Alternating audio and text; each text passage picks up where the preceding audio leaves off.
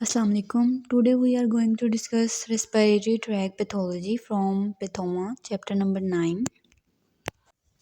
So first of all जो हमारे पास respiratory tract होता है उसको हम टू पार्ट्स में डिवाइड करते हैं, upper respiratory tract and lower respiratory track. जो अपर रेस्पिरेटरी ट्रैक होता है उसमें नेजल कैविटी होती है, नेजल कैविटी देन जो है वो lead to pharynx and then pharynx lead to larynx, ठीक है। और लोअर रेस्पिरेटरी ट्रैक में हमारे पास trachea, primary bronchi and lungs होते हैं।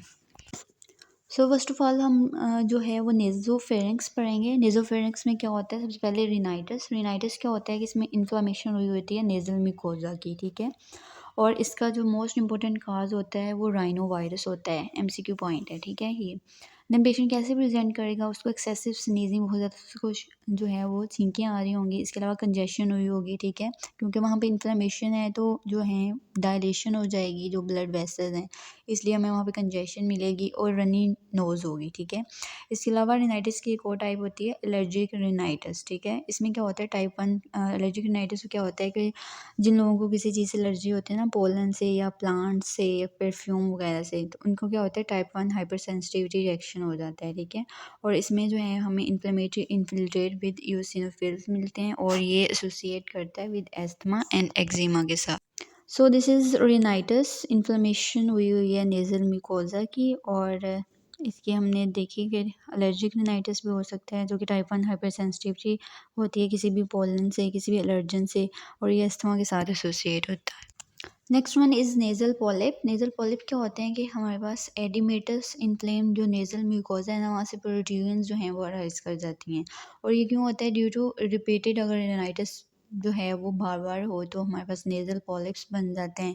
या फिर सिस्टिक फाइब्रोसिस की वजह से होता है। सिस्टिक फाइब्रोसिस में क्या होता है कि जो सीलरी मूवमेंट जो है वो इम्पेयर होती हैं, सीलियम मूव कर रहे होते हैं ना जो हमारे पास नेज़ल म्यूकोज जो म्यूकस होता है उसकी मूवमेंट में उसको प्रोपेल करने में हेल्प कर रहे होते हैं। तो सिस्टिक फाइब्रोसिस में वो सीलिया की जो है मूवमेंट इम्पेयर हो जाती है, उस वजह से हो सकता है। इसके अलावा एस्पिरिन इंटॉलरेंट एस्थमा में हो सकता है। एस्पिरिन इंटॉलरेंट एस्थमा के जो पेशेंट्स होते हैं ना, उनमें जो है वो ट्राइड हमें नज़र आता है। एक तो उनको जो है एस्थमा होता है, ठीक है, एक उनको एस्पिरिन इंड्यूस ब्रोंकोस्पैज्म हो रहा है, उनके जो हैं वो लंग्स जो हैं उनमें ब्रोंकोस्पैज्म हो रहा होता है। तीसरी चीज़ उनमें नेज़ल पॉलिप्स होते हैं, ठीक है। तो ये होते हैं एस्पिरिन इंटॉलरेंट पेशेंट्स होते हैं।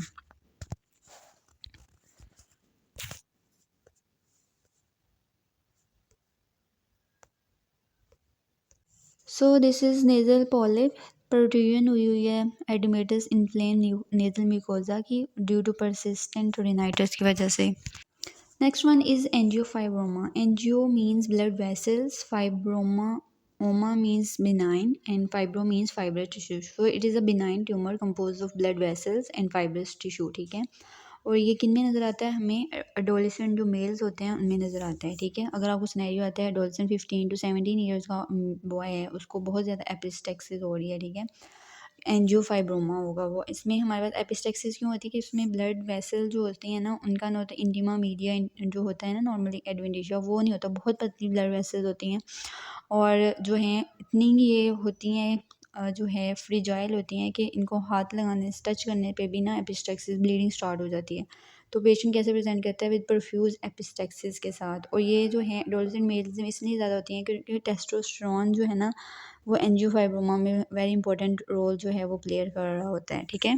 टेस्टोस्टेरोन डिपेंडेंट होता है, टेस्टोस्टेरोन का लेवल ज़्यादा होता है तो जो है ना एंजियोफाइब्रोमा जो है बहुत ज़्यादा इसकी एपिस्टेक्सिस प्रोफ्यूज होती है। So this is angiofibroma composed of blood vessels and fibrous tissue, and on touching it bleeds very dangerously, बहुत प्रोफ्यूज एपिस्टेक्सिस होता है। Next one is nasopharyngeal carcinoma. ये क्या होगा, मलिग्नेंट ट्यूमर होगा नेज़ोफरेंजियल एपिथेलियम का, ठीक है। और ये एप्स्टीन बार वायरस एसोसिएटेड होता है, इंपॉर्टेंट एमसीक्यू पॉइंट। और किन में ये कॉमन होता है, अफ्रीकन जो चिल्ड्रन होते हैं उनमें और चाइनीज़ एडल्ट में कॉमन होता है। इसके अलावा अगर हम बायोप्सी करें तो हमें जो है pleomorphic keratin positive epithelial cells नज़र आते हैं in a background of lymphocyte. Background lymphocyte होता है और हमें जो है वो केराटिन पॉजिटिव एपिथेलियल सेल्स जो हैं वो मिलते हैं, ठीक है। और इसमें इन्वॉल्वमेंट होती है सर्वाइकल लिम्फ नोड्स की। So this is all about nasopharynx. हमें रिनाइटिस इसमें nasal polyps and angiofibroma, nasopharyngeal carcinoma जो कि नेज़ोफेरिंक्स में होता है, ठीक है। देन जो हमने पढ़ना है वो है लेरिंग्स। लेरिंग्स में सबसे पहले एक्यूट एपिग्लोटाइटिस है कि इन्फ्लेमेशन हुई होगी एपिग्लोटिस की। ये नॉर्मली एपिग्लोटिस क्या कर रहा होता है कि वो लेरिंग्स को क्लोज कर देता है ताकि हमारी जो फूड है वो सिर्फ एसोफेगस में जाए, वो लेरिंग्स में ना जाए। ठीक है, अब इसमें क्या होगा कि इन्फ्लेमेशन हो जाएगी एपिग्लोटिस की। ठीक है, ये देखें एपिग्लोटिस जो है इन्फ्लेम हुआ हुआ है और उसने जो है ना वो एयरवे, नॉर्मल एयरवे ये है ना हमारे पास, उसने एयरवे को भी कंप्रेस किया हुआ है जिसकी वजह से जो रिस्क ऑफ एयरवे ऑब्स्ट्रक्शन भी होता है। So it is the inflammation of the epiglottis and it's caused by Haemophilus influenza B। Positive agents जो हैं ये आपने याद रखने होते हैं और जो है ये नॉन इम्यूनाइज चिल्ड्रन में हमें नज़र आता है। इसके अलावा प्रेजेंट कैसे करेगा, हाई फीवर के साथ, सोर थ्रोट के साथ, इन्फ्लेमेशन हुई है ना, एंड ड्रूलिंग विद डिस्फेगिया होगा, मफल्ड वाइस होगी एंड इंस्पायरेटरी स्ट्राइडर होगा, रिस्क ऑफ एयरवे ऑब्स्ट्रक्शन भी होगी। ठीक है, देन नेक्स्ट वन इज लेरिंजो ट्रेकियोब्रोंकाइटिस। ठीक है, इसमें क्या होगा, हमारे पास लेरिंग्स की भी इन्फ्लेमेशन होगी, ट्रेकिया की भी होगी और ब्रोंकाई की भी होगी, इसको ग्रुप भी कहते हैं। अब इसमें क्या होता है, इन्फ्लेमेशन अपर एयरवे होती है। पैरा इन्फ्लुएंजा वायरस इसका मोस्ट कॉमन काज होता है और प्रेजेंट कैसे करता है with the hoarse barking cough and inspiratory stridor. So this is about laryngotracheobronchitis. इसमें ट्रेकिया दिखाया हुआ है और देखिए उसकी ना ट्रेकिया की जो है हमें एक स्टीपल साइन मिलता है, या आप ईएनटी में भी आपने पढ़ा होगा कि इस तरह जो है ना वो स्टीपल साइन हमें ग्रुप में मिलता है। ठीक है, लरिंजो ट्रेकियोब्रोंकाइटिस में due to involvement of trachea. ठीक है, next one is vocal nodules, vocal cord nodules, इसको हम सिंगर नोड्यूल्स भी बोलते हैं। वोकल कॉर्ड्स क्या होते हैं, जो हमारी वॉइस प्रोडक्शन कर रहे होते हैं। ठीक है, अब वहाँ पे नोड्यूल्स बन जाएंगे और ये क्यों होते हैं, due to excessive use of vocal cords. वो लोग जो बहुत ज़्यादा बोलते हैं, जैसे कि टीचर्स में ये ज़्यादा होता है, सिंगर्स में ज़्यादा होता है एक्सेसिव यूज़ जिनका होता है वोकल कॉर्ड्स का। और इसकी रीज़न क्या होती है, ठीक है, जो हमारे पास कनेक्टिव टिश्यू होता है ना डीजेनरेट हो जाता है, myxoid connective tissue, due to degenerative myxoid connective tissue. And present कैसे करेंगे, हॉर्सनेस होगी, जहाँ भी वोकल कॉर्ड्स इन्वॉल्व होंगे वहाँ पे हॉर्सनेस होगी। ठीक है, और हम उनको जो है वो रेस्टिंग ऑफ वॉइस की जो है वो एडवाइस देते हैं कि आपने जो है स्पीच थेरेपी करनी है, इसके अलावा रेस्टिंग ऑफ वॉइस करनी है। This is vocal nodules. ये देखिए ये बाइलेटरल है, दोनों साइड्स पे जो है वो नोड्यूल्स बने हुए हैं due to excessive use of vocal cords. Next one is laryngeal papilloma. ठीक है, इसमें क्या होगा, ये पेपिलरी ट्यूमर है ऑफ वोकल कॉर्ड्स और बिनाइन होता है, ओमा मीन्स बिनाइन, और ये ह्यूमन पेपिलोमा वायरस एसोसिएटेड होता है, ह्यूमन पेपिलोमा वायरस 6 एंड 11 की वजह से होता है, और जो है ये हॉर्सनेस के साथ जो है वो प्रेजेंट करता है। So this figure shows the papillomatous growth involving both vocal cords.